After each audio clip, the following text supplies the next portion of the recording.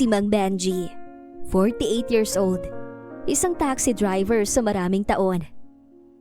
Habang binabiyahe niya ang kalsada, isang babae ang umagaw ng kanyang atensyon. Kumuway kasi ito at pinapahinto ang minamaneho niyang taxi. Sa likod ng babae ay ang umuusok na harapan ng sasakyan nito. Sa pakiwari nito ay nasiraan ang sasakyan ng babae. "Miss, anong nangyari?" "Salamat naman at nadaanan niyo ako, Manong. Nagloko po ang sasakyan ko. Nagmamadali pa naman ako. Pwede niyo po ba akong ihatid sa pupuntahan ko?" Ano pa nga bang gagawin? Alangan namang pabayaan kita rito sa kalsada ng ganitong 10 oras ng gabi. Sakay na. Libre ko na sa'yo to. Sang-ayon naman ni Mang Benji. "Naku, maraming salamat po." Magalang na saad ng babae. Sa loob ng kotse ay naikwento ni Mang Benji ang tungkol sa anak din niyang babae na matagal nang nawalay sa kanya. Ngunit abala si Christina sa cellphone nito. "Alam mo, Iha, kung kasama ko pang anak kong babae, siguro kasing ganda mo rin siya." Nakangiting kwento niya. "Sorry, Manong. Di ko masyadong naiintindihan ang sinabi niyo. Ayaw kasing matawagan ng mami ko eh." Paliwanag niya sa matandang driver. Pagkahatid nga ni Mang Benji kay Christina, ay agad din naman siyang bumiyahe pauwi na ng kanyang tinutuluyan. Pagkarating, ay napansin ni Mang Benji ang wallet ni Christina na naiwan sa upuan. "Teka, ay talagang batang yon. Nakalimutan niya pa tong wallet niya. Baka may naiwang calling card o cellphone number niya dito. Masilip nga ng matawagan." Ani ni Mang Benji habang binubuklat ang wallet. Nang makita ang laman ng wallet, ay nagulat siya sa larawan ni Christina. Kasama kasi ni Christina ang isa pang babae na halos pamilyar kay Mang Benji. Habang pinagmamasdan ng larawan, ay bumalik ang alaala niya sa panahon kung kailan niya nakilala ang babaeng nagpatibok ng kanyang puso. Si Veronica. Niligawan niya si Veronica sa mga paraang alam niya. Tumagal pa nga ito ng halos 2 buwan. Mayaman ang angka ni Veronica. Tutol sa pag-iibigan nila ang mga magulang nito. Ngunit palihim pa din sila kung magkitang dalawa sa kanilang tagpuan. Hanggang sa ang kanilang pagmamahalan ay nagbunga ng isang sanggol na babae. Nang malaman ito ng magulang ni Veronica ay inilayo siya nito kay Benji, kasama ang kanilang anak na babae. Siniraan pa ng mga magulang nito si Benji na tinanggap daw nito ang perang inalok para layuan si Veronica.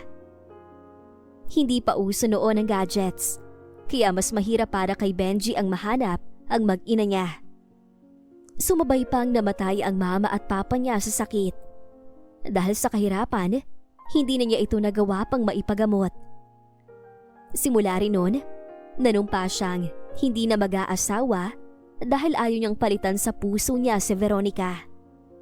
Kaya naman pinasok niya ang pagiging taxi driver dahil ito ang naisip niyang paraan at umaasa siyang makita si Veronica. Ngunit lumipas ang maraming taon, unti-unti na ring nawawala ang pag-asa niyang mahanap ang mag-ina niya. Buong akala kasi nito ay nasa Manila lang ito noon. Bumalik ang eksena na tumutulo ang luha ni Mang Benji habang masayang pinagmamasdan ang litratong hawak niya. Agad niyang naisip na puntahan ang bahay ng dalagang hinatid niya. Sa kalagitnaan ng ulan ay bumiyahe siya para tunguhin ang bahay nila upang makumpirma ang kanyang kutob. Pagkarating niya ay palabas pa lang sana siya ng pinto ng taxi niya nang mapansin niya sa tapat ng bahay nila Christina ang isang kotseng papasok sa gate nito. Nakabukas ang bintana sa backseat at natanaw niya ang pamilyar na mukha ng babaeng kanyang hinahanap, si Veronica. Lumabas siya ng pinto at balak niyang kausapin ito.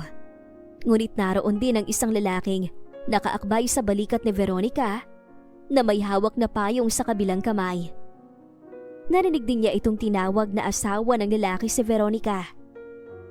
Sa ikalawang palapag ng bahay Bumukas ang bintana ng kwarto at dumungaw naman ang isang dalaga at ito nga ay si Christina. Masaya itong makita ang pagbalik ng kanyang ina. "Ikaw na ba talagang anak ko?" Sa isip-isip ni Mang Benji habang nakatingin sa maamo, magandang mukha ng dalaga sa bintana.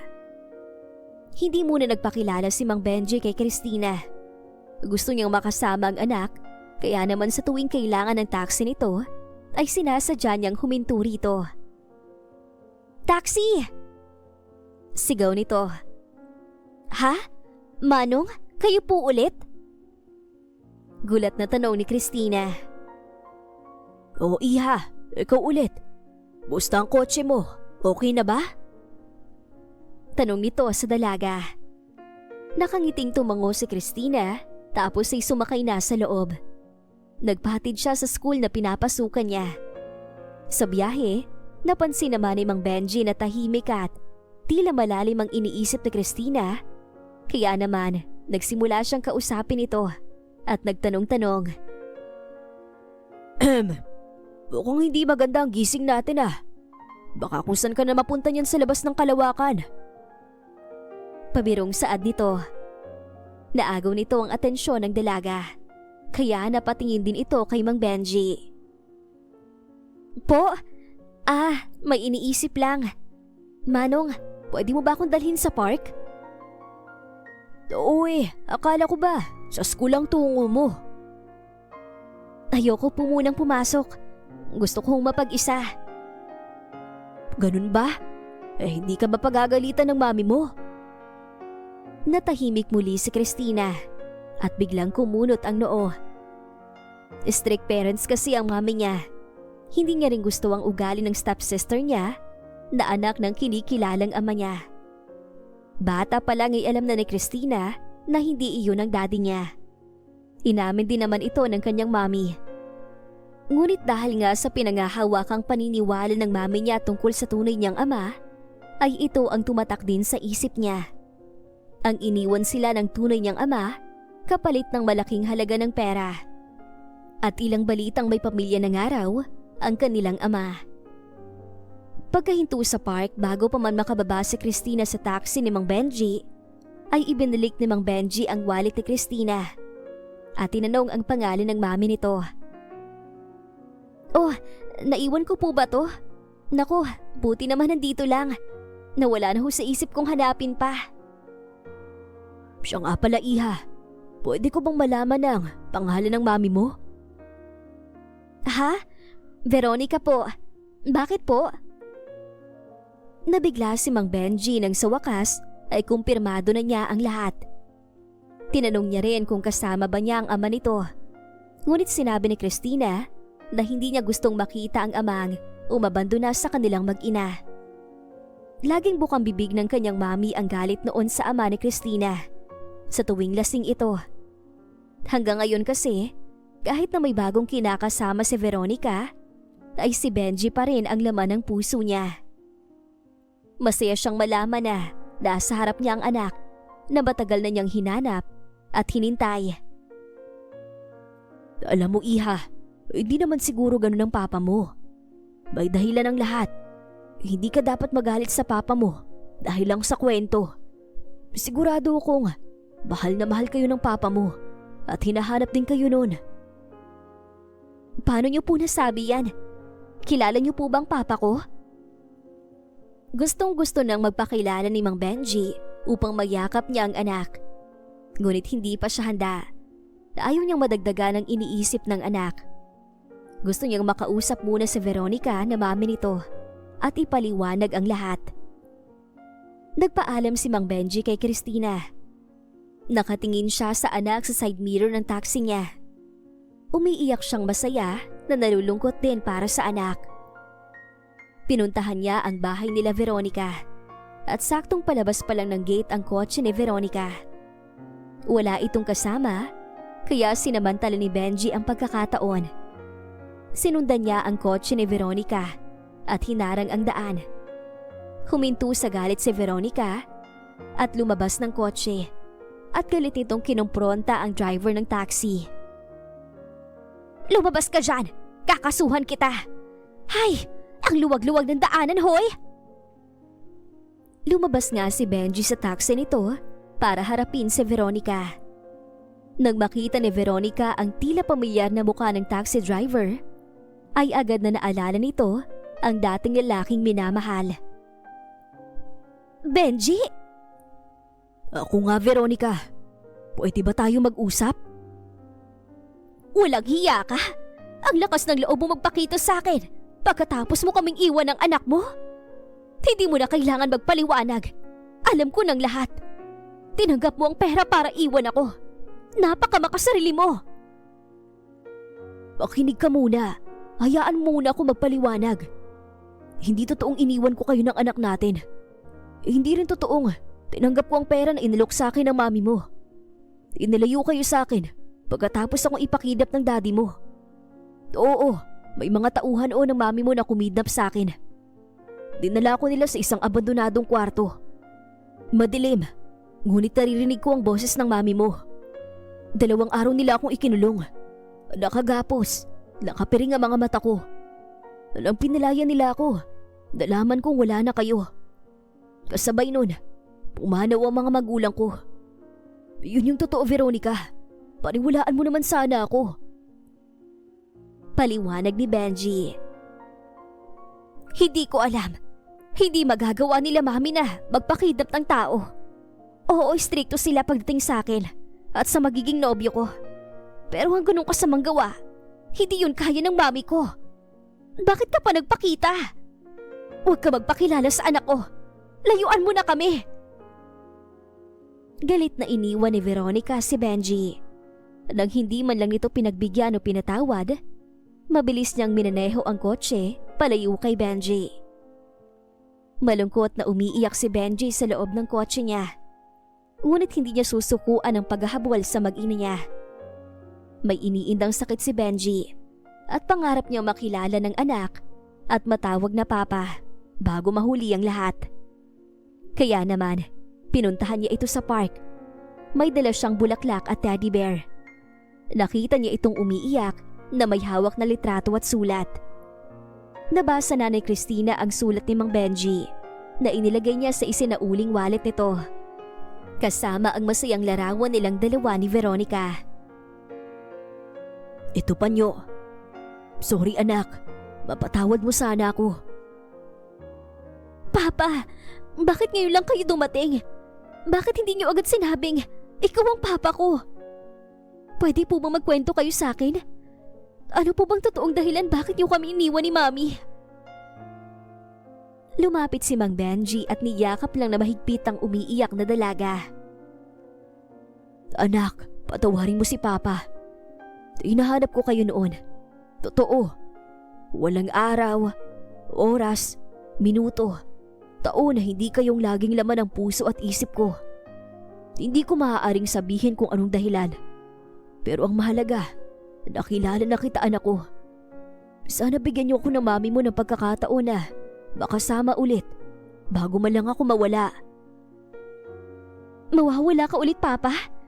Bakit kailangan mo magramdam kung balak mo naman pala kaming iwan? May sakit ang Papa. Buong buhay ko ginugol ko para lang makasurvive. Hanggang dumating ang pag-asang hinihintay kong muli kayong makasama. Gusto kong bago man lang ako mamatay ay mapatawad niyo ako at marinig kong tawagin akong Papa ng aking prinsesa. Napatawad naman siya ng anak at piniling makasama ng ilang araw sa tinutuluyang bahay nito. Hanggang sa nalaman ito ni Veronica. Nagsama siya ng mga pulis at pinuntahan ang tinutuluyan ni Mang Benji. Naabutan nilang masaya nagkukwentuhan ng mag-amang Benji at Christina. Galit na ipinadampot ni Veronica si Benji sa mga pulis at inakusahang kinidnap nito ang anak. Mommy, hindi ako kinidnap ni Papa. Kusa akong sumama sa kanya, Mommy. Siya ang tunay kong ama, diba? Alam mo na, anak, niloko niya tayo. Umuwi na tayo. Hindi, Mommy. May sakit si Papa. Hayaan mo man lang sana akong makasama siya. Ngayon ko lang makakasama si Papa. Hindi ako papayag. Sige na, hulihin niyo na ang taong yan. Manong, isa kayo na sa kotse ang anak ko. Wala nang nagawa pa si Christina, kundi panoorin lang ang amang pinipilit isama ng mga pulis. Ibinalik din siya ng mami niya sa bahay nila. Ilang araw ding hindi pinapansin ni Christina ang mami Veronica niya. Lagi siya nagkukulong sa kwarto nito at ayaw kumain. Nag-aalala na ng lubos ang kanyang mami. Kahit papaano, si Christina lang ang buhay ni Veronica. Lahat ay ginagawa ni Veronica para sa anak. Ngunit hindi niya napapansin na parang nasasakal na niya ang kanyang anak. Kaya naman, pinuntahan ni Veronica si Benji sa kulungan. Dahil wala rin namang patunay na kinidnap ni Benji ang anak, ay pinalaya din siya ng mga pulis. Nag-usap ang dalawa at nagkasundo para sa kanilang anak. Isinama ni Veronica si Benji sa kanilang bahay para makita at muling mayakap ang kanilang anak. Pagkakita nga ni Christina sa kanyang ama, ay yumakap ito ng mahigpit. Kitang-kita ni Veronica ang totoong ngiti ng anak, na noon ay puro peking ngiti lang. Binigyan ng pagkakataon ni Veronica si Benji na bumawi sa kanilang anak. Ngunit dahil sa may kinakasama na si Veronica, ay bumibisita na lang siya sa bahay ni Benji para kamustahin ang anak. Ang pag-asang inakala ni Benji na maglalaho ay muling sumibol. Sa kanyang matibay na paninindigan, paniniwala at pananampalataya sa Diyos na muling makita ang mag-ina niya, ay sa wakas, dumating rin. Ang bawat pangyayari sa buhay ng tao ay may dahilan at pahintulot ang Diyos.